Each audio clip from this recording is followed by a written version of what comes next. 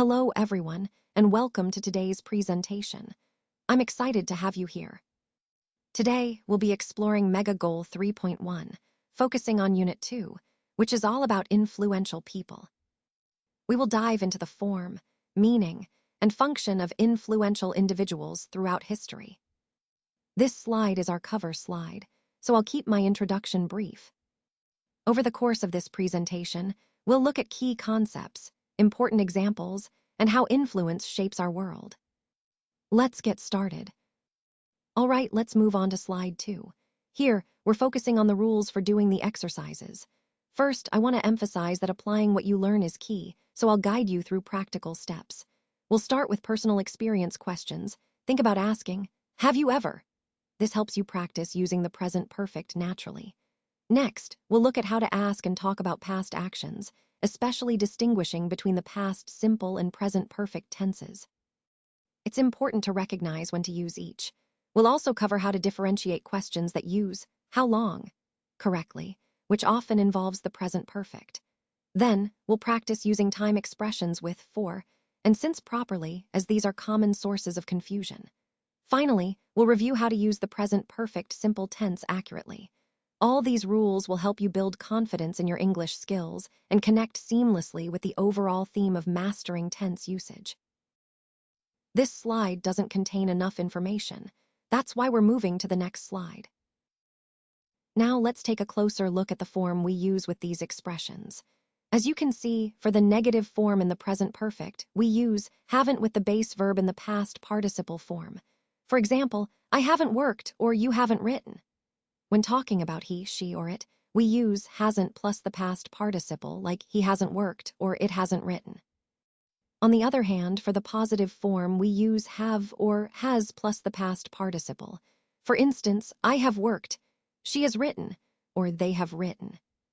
The key points here are the use of have and has depending on the subject, and how they combine with the past participle to form the present perfect. Remember, have is used with I, you, we, they, and has with he, she, it. This structure helps us talk about actions that are completed but still relevant now. So, understanding this form is essential for accurately expressing ourselves in the present perfect tense. Now let's take a closer look at these two sentences. He has washed the car and he washes the car. The first one, with has washed, is in the present perfect tense. We use this tense to emphasize the result of an action that was completed in the past but is still relevant now. For example, in our case, Ali's car is dirty and now it's clean because he washed it earlier. On the other hand, he washes the car is in the simple present tense. This tense is often used for habitual actions or general truths. So, in this context, it might mean he regularly washes his car or that it's something he does routinely. The key point here is that the present perfect helps us highlight that an action's result is still visible or important in the present moment. So, when we say, he has washed the car, we're focusing on the fact that the car is now clean as a result of that completed action. This is especially useful when we want to emphasize the outcome, which is the main idea of this slide. Now let's look at the phrase, he has just eaten lunch. The key word here is just. It's used as a time expression to indicate that an action has recently been completed. In this case, he finished eating lunch very recently. This structure, has just plus the past participle, is commonly used in English to emphasize that something happened very recently. It's similar to saying a moment ago or a short time ago. For example, when I say, he has just eaten lunch, I mean that he finished his lunch not long ago, and that event is still very fresh in the context of our conversation. This is different from simply saying, he ate lunch, which could refer to a time further in the past. Using has just helps us specify that the action is recent and completed. So remember, whenever you want to highlight that something has just happened, you can use has just followed by the past participle to make that clear. Now let's take a closer look at how we use for and since to talk about time. First, notice the example, we bought the house in 2000. That simply tells us when the action happened. But then we also say, we still live in the neighborhood, which shows that the action is ongoing. To express how long we've been living here, we can say, we have lived here for 15 years, or alternatively, we have lived here since 2000. Both are correct, but they emphasize slightly different things. The key point here is that for is used to specify a period of time, like 15 years, while since points to the starting point in time, like the year 2000. And there's another important use of these expressions, which is to talk about actions that started in the past and are still happening now. For example, we have lived here for 15 years tells us the action started 15 years ago and continues to this day. Similarly, we have lived here since 2000 indicates the starting point in the past and that the action is still ongoing. So, in summary, for and since help us describe the duration or starting point of ongoing actions, which is a very useful way to communicate about past and present activities. This ties into our overall theme of understanding how to express time in English effectively. Let's look at the uses. The children have tidied their room. When we see this sentence, it's a good example of how we use the past participle, tidied, to describe an action that was completed. Here, it's talking about a specific event. The children finished cleaning their room. Now, this sentence also highlights an important point. It describes an action that happened at an unspecified time in the past. The focus isn't on exactly when it happened, but rather that it did happen. This is a common way we use the past participle, especially when the exact timing isn't crucial to the story.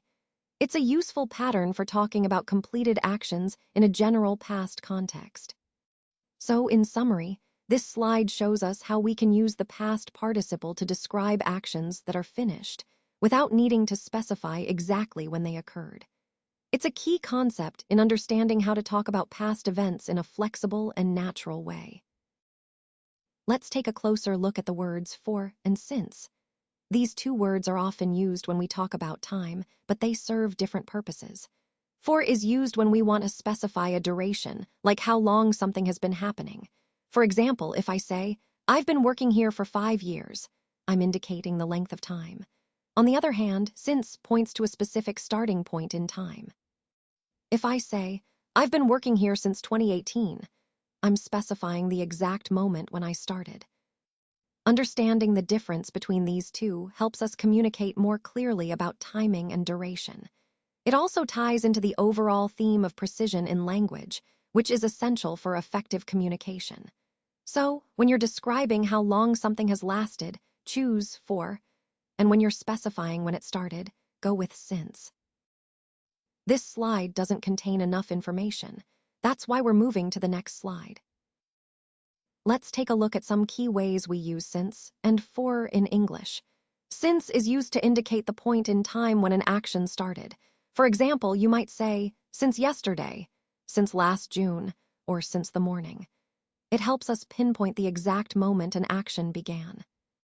On the other hand, for focuses on the duration, how long something has been happening.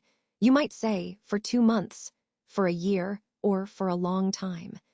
It's about the length of time that an action has been ongoing. We also see for used with specific time frames like 10 minutes, 2 hours, or 5 days. For example, I have been here for about 2 weeks, or almost 6 months, or even many years. When we use since, we're referring to a specific starting point, such as since May, April 3, 2001, or yesterday. It helps us mark exactly when something began. Similarly, since can be used with dates or specific moments like last month or particular days. Understanding the difference between since and for is crucial because they help us communicate timing accurately, whether we're emphasizing the starting point or the length of an action. This distinction ties into the broader theme of how we express time in English, making our communication clearer and more precise. Since we've established the importance of clear communication, it's crucial to understand how context shapes our message. Since different situations require different approaches, adapting our style is key to effective engagement. For example, in a formal setting, a more structured tone works best, while for casual interactions, a relaxed style can foster connection. For this reason, knowing your audience helps determine the right tone and method to convey your ideas.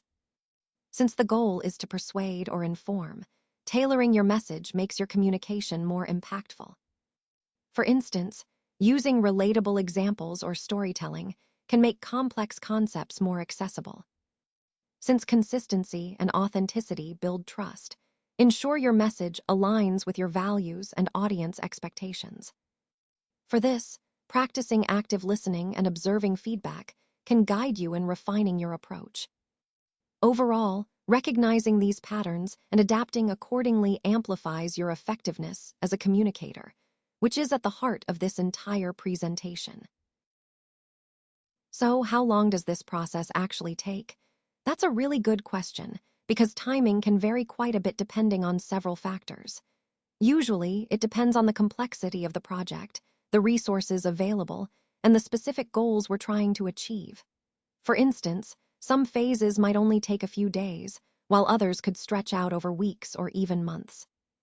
It's important to understand that timing isn't just about rushing to finish.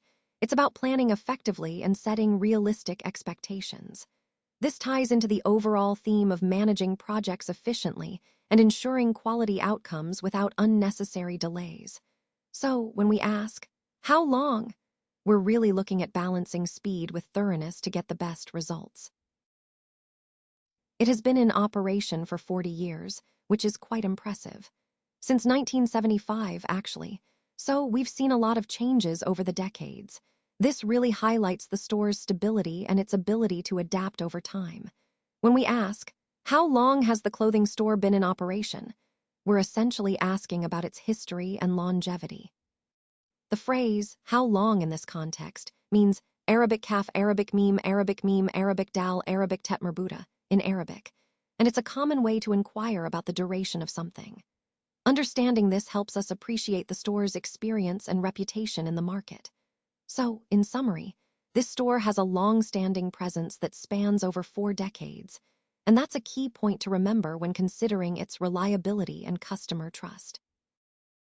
This slide doesn't contain enough information. That's why we're moving to the next slide. Now, let's look at the difference between the past simple and the present perfect. A key point to remember is that the present perfect is used when the exact time of the action isn't specified or isn't important. For example, if someone asks, "Have you ever met a billionaire?" and the answer is, "No, I've never met a billionaire," we're talking about an experience at an unspecified time in the past. On the other hand, we use the simple past tense when we know the specific time something happened. For instance, if I ask, "When did he start the company?" and the response is, "He started the company in the late 70s, we're pinpointing a definite moment in the past. So remember, the present perfect connects past actions to the present without focusing on when they happened, while the simple past is all about specific moments in the past. Understanding this helps us communicate more clearly about past events and experiences, which ties into our overall theme of mastering tense usage in English. Asking and telling about personal experience is a powerful way to connect with others and build trust. When you ask about someone's personal experiences, you're showing genuine interest and encouraging openness. It creates a safe space for dialogue and helps us understand different perspectives. On the flip side, sharing your own experiences can make your communication more relatable and authentic. It's important to strike a balance, be open, but also respectful of boundaries. These skills are essential because they foster deeper connections, which is a core theme of our presentation. When used effectively, asking and telling about personal experiences can enhance collaboration and strengthen relationships in any setting. To talk about personal experiences, of course, I have been to London a lot of times. It is such an amazing city. Every visit has been unique, and I always find something new to enjoy. Have you ever been to London? If not, I highly recommend it. There's so much history, culture, and energy packed into that city. Sharing my experiences helps to connect our overall theme of exploring new places and embracing different cultures. It's these personal stories that make the journey more relatable and inspiring for all of us. All right, let's talk through some of these key points. First, we see the word has, which is often used with the present perfect tense to indicate an action that started in the past and continues to the present or has relevance now. Next, flew. This is the past tense of fly, showing a completed action in the past. Then been appears twice. It's a crucial part of the perfect tenses, often paired with has or have to form the present perfect. Moving on, given shows up several times. It's another form used in perfect tenses, emphasizing that something has been provided or received. The question has been points to a structure asking whether something has occurred up to now, which is essential for understanding ongoing relevance. Similarly, haven't is the contraction for have not, indicating a negative past action or experience. The word were is the past tense of are, often used to describe a state or condition in the past. Ate is straightforward, past tense of eat, referencing a completed action. Then gave is the past tense of give, again highlighting a completed transfer or action. Finally, given appears again, reinforcing the importance of this word in describing actions that have been completed or experiences that have taken place. Overall, these words highlight various verb forms, particularly focusing on tense and aspect, which are fundamental when discussing actions, experiences, or states over time. Understanding these helps us grasp how to communicate about past and present events accurately, which is central to our overall theme of mastering language structures.